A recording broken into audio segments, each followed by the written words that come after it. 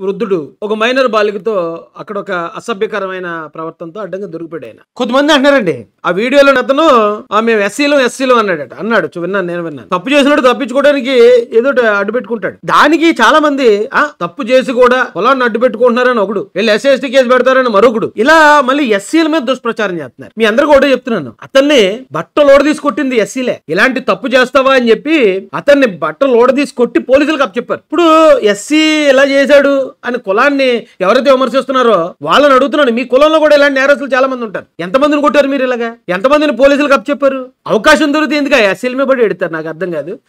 ఏం పాపం చేసాం? అతను తప్పు చేశాడు, తప్పు చేసిన ఎస్సీలు నిజాయితీ బతుకుతారు. తప్పు చేసిన ఎస్సీలు యాక్సెప్ట్ చేయలేదు, సొంత పేటలోనే బట్టలు తీసుకొట్టారు, పోలీసులు వస్తే అప్పు చెప్పారు. అంతమించి ఏం చేయాలి? ఇదెందుకు మొత్తం ఎస్సీ కులం మీద ఆపాదించేసి రాజ్యాంగం మీద ఆపాదించేసి, రాజ్యాంగం వీళ్ళకి హక్కులు ఇచ్చాయి కాబట్టి ఎస్సీ ఎస్టీ కేసు పెడతామని బెదిరిస్తున్నాడు. అసలు చచ్చిపోడు కదా. అలాగని తప్పు చేసిన వాడికి పడాల్సిన శిక్ష కన్నా డబుల్ త్రిబుల్ శిక్ష పడింది కదా.